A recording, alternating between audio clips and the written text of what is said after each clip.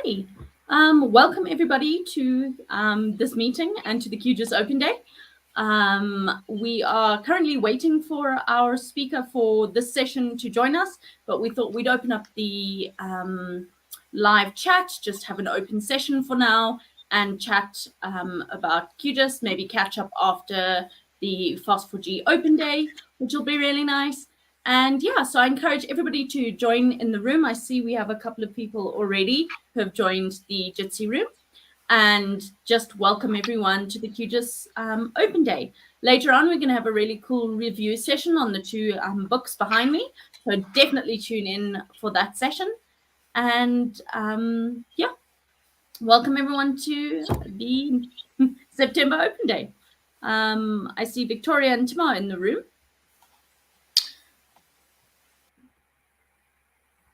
Oh, hang on. Just remember to unmute yourself when you're speaking. Hello, everybody.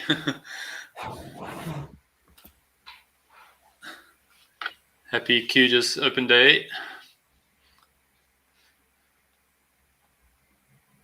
Thanks, Tim. And I see we can just say hi to Victoria, who's recently got a new laptop to do all her cool QGIS things on. Not yet. I'm actually working on getting the with the dev version onto it. Cool. And how's that going? For people who don't understand, what is the dev version and how will that help you with QGIS?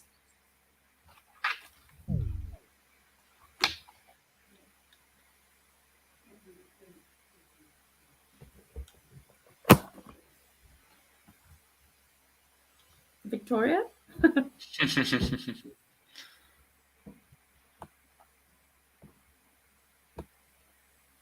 Alrighty, so Tim, same question. For someone who's new to QGIS, who hasn't used it before, what is the dev version? Well, so there's actually a bunch of different ways you can install QGIS on your computer. You can get the package if you go to download.qgis.org. And there you're given a few choices. You can get the LTR version, which is like the most stable version, most conservatively added to version, let's say. You can get the latest release, which is got all the shiny new things, but may not have as much QA work done on it. Or you can get nightly builds, weekly builds, which are like the really bleeding edge going to be in the next release. Or you can do what Vicky's busy doing, which is build it yourself from source. And if you do that, you basically, as the new features arrive in the code base, you can pull them down onto your computer and build them. And then try things out or test and validate things work as the new features land. So there's the ability to access all the shiny new stuff, which is one reason to have the dev version. But the second one is that if you're wanting to help resolve issues, you can set up your hand-built one on your computer and do things like debugging, stepping through the code, and get nerdy with the project, or nerdier with the project if you want to. And that's what Vicky is busy sorting out for herself. Brilliant stuff. And how are you finding it, Vicky? For someone, I know the first time you built QGIS from, I want to say from scratch, but that's a baking term, was at the FOSS4G conference. Yeah, was at the contributors meeting, the QGIS contributors meeting. So how's it going and how did you find it? Hopefully it will be easier now. I've got like a bit more RAM and a bit more storage to work with. Because what I found was once I built it, that time it was a bit slow to get started, or even working with it was a bit difficult. Yeah, for reference, I think it took like 2-3 hours or something on Vicky's old computer to build it. On my shiny fast desktop machine, it takes like 8 minutes. So you want to have a fast machine to build it if you can. Otherwise, it can be quite frustrating waiting while it compiles. Yeah, I'll let you know how long it takes this time. Oh no, that's brilliant stuff. And I thought, in the time that we're waiting for our speaker to join us, if they do show, I know there may have been some connection issues, etc. I wanted to maybe catch up on a bit of the contributors meeting, or kind of what all happened, and encourage people who maybe don't know what the contributors meeting is, to get involved, etc. So I'm not sure if everyone knew that it was happening. It was pretty much put out there on the community, on Twitter, etc., that there was a contributors meeting that happened just before the FOSS4G conference last month. And what it is a whole bunch of users, QGIS developers, and general QGIS enthusiasts get together and discuss QGIS. They discuss the way that QGIS wants to go forward, in a committee environment, and generally just have a chat, do some debugging sessions, and have a great time. So we really enjoyed that. Victoria was there, Tim was there, and we just had a really, really good time. I don't know, Victoria, did you learn any new awesome stuff? Yeah, like you mentioned previously, like that was the first time I built QGIS and had a look at under the hood what happens. Also the first time attending the contributors meeting, it was interesting because it was a place of where, if you noticed, like what came up was the main thing we dealt with was the website. So as a community, we thought it's time for an upgrade, and then we sort of have discussions on what we think should go in, or what is important, like even the tiniest details to what I remember as a discussion what a button should say. It took quite a while, and it was very important because everyone who was there had a chance to give a voice and say, I think this is my opinion on it, so let's discuss it and see what we can come up with. So that was very interesting for me to see, and also gives ideas of, okay, next time, when it also gave me ideas, so a new perspective on when I'm using QGIS. Okay, if I think something should go this way as the software and as the project, then next time once I'm there, I can bring it up and say, can we consider going in this direction? Oh, brilliant. I'm glad your experience was so good. Tim, of course, you've attended multiple contributors meetings, and before that, they were called Hackfests. What was your general gist or feeling for this meeting? I know it was one of the biggest. Yeah, it was so great to be meeting again. I, like many other people in the group, I'm normally quite introverted, but when it's QGIS occasion, we all come out of our shells a bit, and it's really nice to just spend time with people that you're working virtually with to make QGIS happen. And it gives you a really great chance to just have some much more in-depth discussions about things that's hard to do on email, or even we do have some like project meetings on Jitsi or what have you, but it's not always possible to go into a lot of depth in those kind of sessions. So the Hackfest is really fantastic opportunity for us to all sit together and just work on things. And I think there were a lot of interesting themes going on. For me, this Hackfest was a lot about us reimagining how we present ourselves as a project, and try to think a little bit more about what our users are looking for and less about what GIS nerds are trying to present ourselves as. Because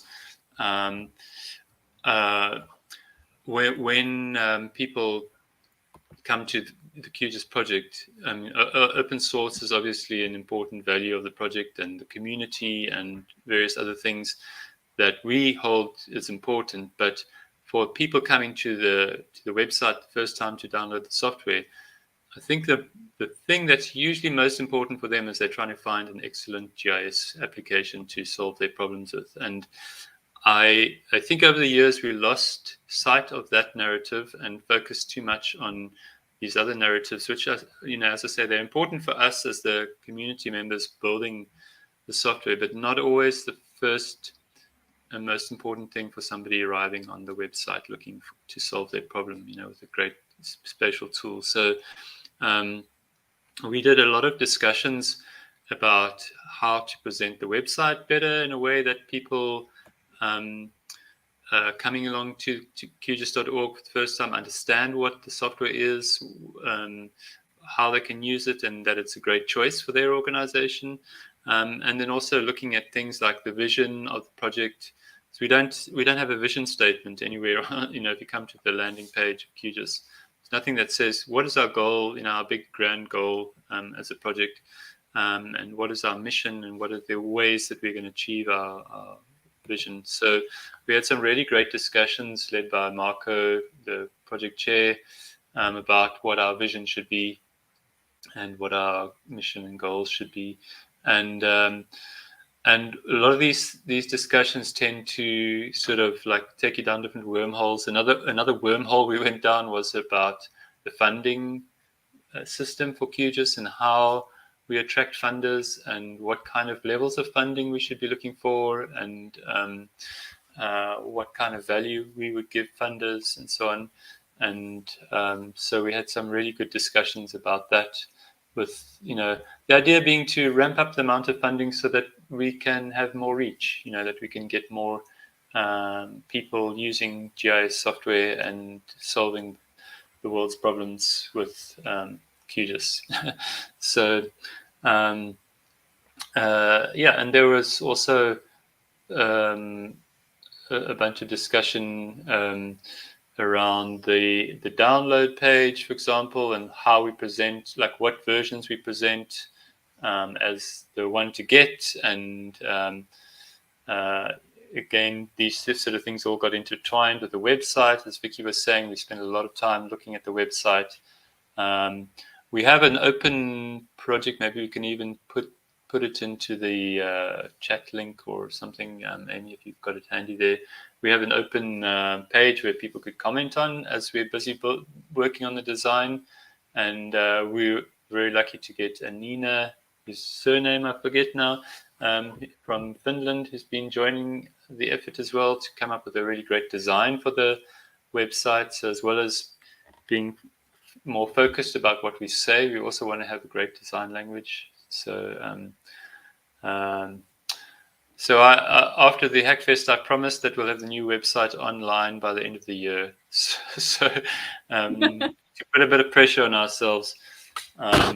So if anybody out there wants to contribute their ideas, that would be really great. And then another thing that also happened in the last weeks is we had the AGM, which is the QGIS project steering committee's like annual general meeting, and it's a virtual meeting. But during that AGM, we vote for the PSC members. We vote for any changes to our charter, which is like the constitution by which we run the project. And there's an audit and a publication of the financial affairs of the project, and it's all done in the open. I think Marco is planning to announce the AGM results in the next week or so. So it's something to look out for. But it's really great that the project's still functioning in a really great way in terms of being an open community, democratic, in a democratic environment where everybody has a voice and everyone gets to participate as much effort as you want to bring, as much as that's how much you can participate, basically. So yeah, I actually wrote some things in my tweet thing. Let me just see if I left anything out of summarizing what. I think it's also fantastic because I remember in a lot of the general open discussions that we've had for QGIS, a lot of members and people who have arrived to watch the session think, how do I contribute, because I'm not a coder, I don't have those skills, etc. We generally put people onto maybe towards documentation or translation. But now that we're perhaps looking at, redesigning the website to be, more user-friendly and just more modern in general, if anyone has those design skills or would like to get involved, it's a great way to be able to contribute to the project. That's not, hardcore coding or putting together a cool model or something like that. So I think it's a great way to go about it. I would actually have to have a look at the board, find it, and perhaps put it up so people can have a look and see what we're doing behind the scenes. I just have to have a look at edit options. Maybe just a few nerd notes on what we're doing is that we are especially focused on the top, like 2 or 3 levels of the website. So the one of the things that is great, but also a hindrance, is the fact that the website is translated into many languages. It makes it, really accessible to a lot of people probably, but it also makes it really difficult for us to make any changes because there's so much work gone into setting up like a translation system for the whole website and so on. So the content that you find if you dig down a few levels into the website is unlikely going to change much in the short term. So like burrow your way down to the user groups or some page like a few levels down, probably going to look the same. But what we really want to focus on is this first impression pages, like I said, the top 2 or 3 levels. And we're busy weighing up whether we use something like Hugo, which is a static site generator, or whether we use something like WordPress. But we definitely want to make it more accessible for people to come and change the website and manage the website so that we can also keep it up to date more easily. And especially for those top 3 levels, that we can, something's happening, we can quickly update the site without much effort.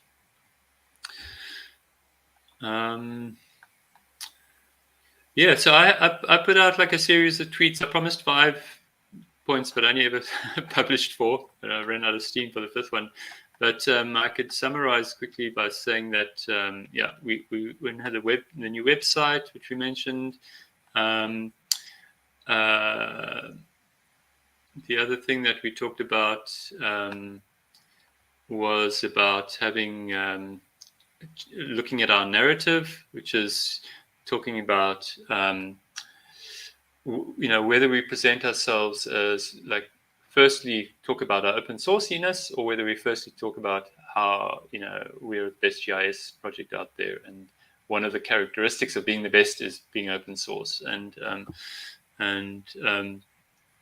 I ran a little poll on Twitter to see how many people, for example, know the name of the architect or the software that was used to build their house, and most people like don't know that. And in a way, I was trying to make an analogy to the same. Like if you use QGIS, it's probably secondary of secondary importance, like who built it and how it was built. You're more interested in like what the value is that you're going to get from the software. Basically getting to live in your house rather than caring about who the architect was. I see someone just joined the room. Maybe you can just mute yourself unless you're our speaker, in which case feel free to pipe up. Hi, whoever's joined the room. I can't see your name.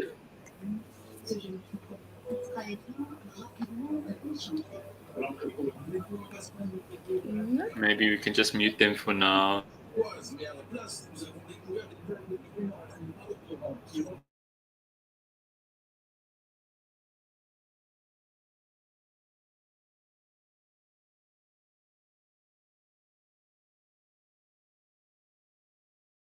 Hang on. Everyone's muted. Tim, you're going to have to unmute yourself now. Okay. I was saying that and the other theme, like I mentioned, was about the funding, and we get something around 230,000, something like that, euros a year. Not a month would be great. A year into the QGIS project, which gets spent on bug fixing and supporting the hackfests and developer meeting, whatever we call them, community meeting. But we really want to like have a focus on leveling up that funding so that we can have people working full time on QGIS just for the community interest rather than like serving the interests of a client. So yeah, that was a kind of one important topic. It's like how we can do that and what the avenues for improving funding are.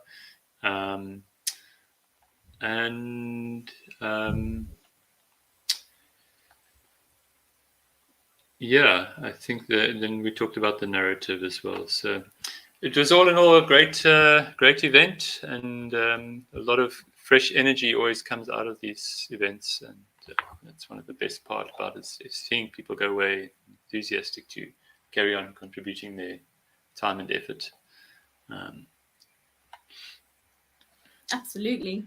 I was, of course, there with a whole bunch of colleagues, and that was absolutely fantastic. I had a fantabulous, for want of a better word, time. I definitely got involved in helping to start the new design, as Tim was mentioning, for the website. And I'd like to encourage the people who are watching, what are your thoughts? Send through a question, jump into the Jitsi chat, because we are asking these questions currently to ourselves of who should the website, be aimed at? Is it a member of the community who already uses QGIS and is coming to get, new news? Or should it be a new member who doesn't even know what a GIS is, who goes onto the About page to find out about QGIS? So it'd be great if in the live chat, you could pop a couple of comments. We also discussed in terms of funding, of course, because QGIS is open source, that often comes up because people are, of course, sustaining members, etc., and we get funding through those avenues. But we discussed at one point a perhaps download and pay what you can or donate what you can button, etc. And there are a lot of different ideas running around in the room, which were amazing. So I'd like to invite anybody who has any comments or any ideas, pop them in the chat, and maybe we can have a quick chat about them. I don't think I'm going to wait any longer for the speaker. I have sent a couple of mails, so I think there may just be on their side a connection issue. We know currently at the moment we're having a lot of power cuts in South Africa and around Africa. I know, Victoria, you were struggling the other day with a power cut as well. So I do think it's just a connection problem, and hopefully he will be able to join us for the next QGIS Open Day. Are there any other comments in the room?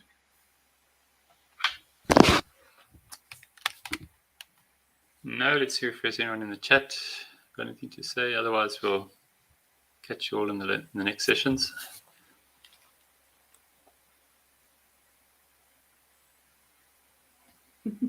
I always feel like I should have music recorded for moments when we're waiting, and we have like elevator music playing in the background.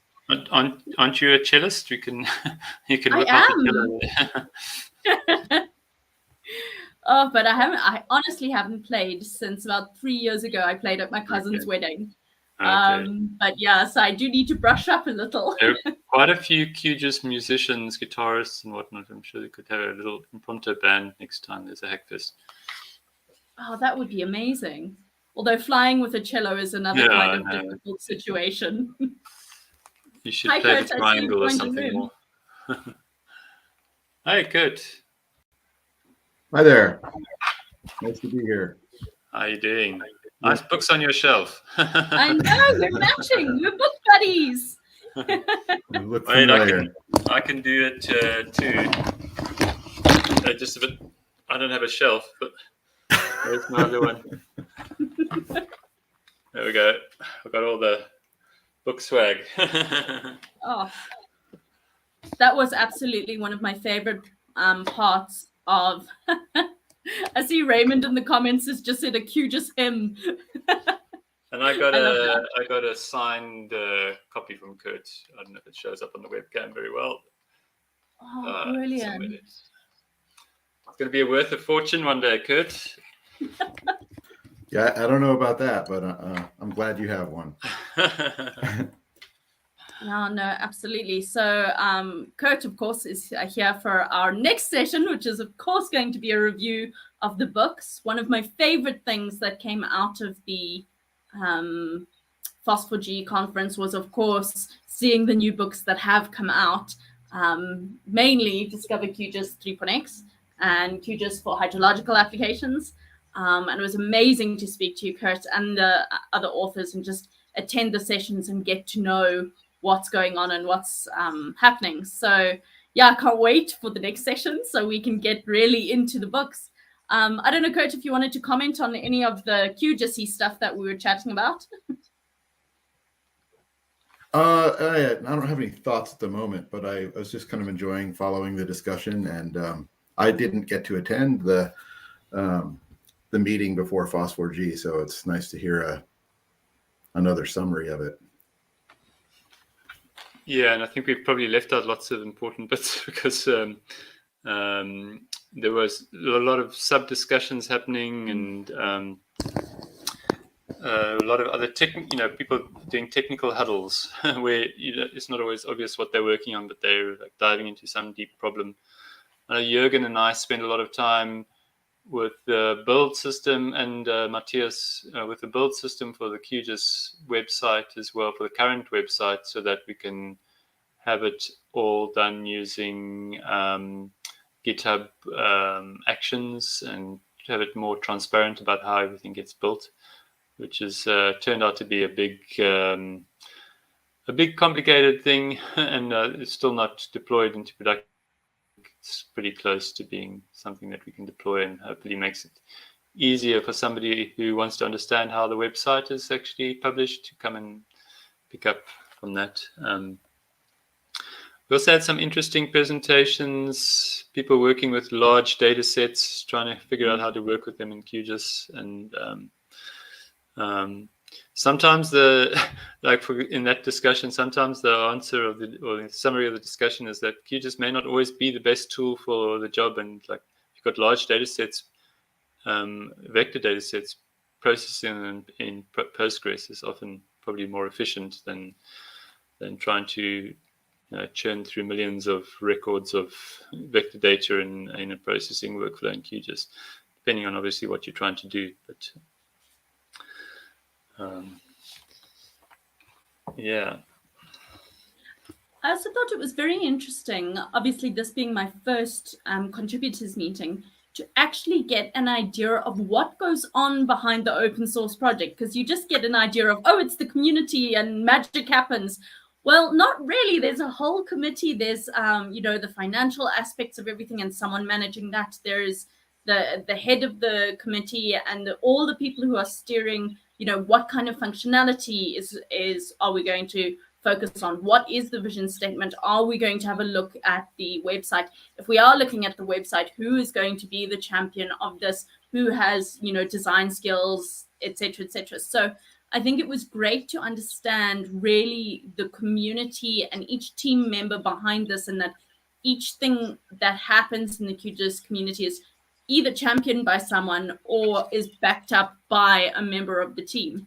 So I really enjoyed that, just, walking around and seeing, okay, well, this is then how, someone works through the finances. Oh, this is a sustaining member. Thank you to this person. This is how we're going to, look at this in the future, or this is how we're going to change this technical aspect. Or sitting next to a coder, I was sitting next to Samueli, who was showing me all about the temporal controller and tweaking different little things and rebuilding QGIS to show how that would work or change how the little, plugin / functionality then changes. So I absolutely loved that. It was great to see kind of the team come together and how it all works. Even though we're so far apart around the world, it all ticks over. So I think that was one of my favorite things about attending the meeting. Yeah, one of the things that people don't realize is that we're a very human bunch of people and very approachable. And there were some people that were a bit nervous to come in, but we tried to make everyone feel welcome, and really it is an open community for everybody, not just Uber coders or what have you. And so we really try to make an effort to make people feel welcome, and think about how to make it more accessible for people to come and join the conversation without being scared of whatever imposter syndrome and all this 21st century issues that people have. I guess they're not 21st century only, but yeah, they have a name in the 21st century. yeah. Absolutely. All right, brilliant stuff. Then I'm going to sign us off, unless Kurt or Victoria, you have a comment. There aren't any comments in the open chat. So I will sign us off. I do apologize. I will find out why our speaker had connection issues, etc. And hopefully we can then hear from him in next month's open day. And thank you to everyone who joined this session. I really encourage you to join the next one, where we are diving into these 2 new book releases. I'm so excited. And yeah, go grab a cup of tea and I'll meet you at the top of the hour. Thank you, everyone. Thanks.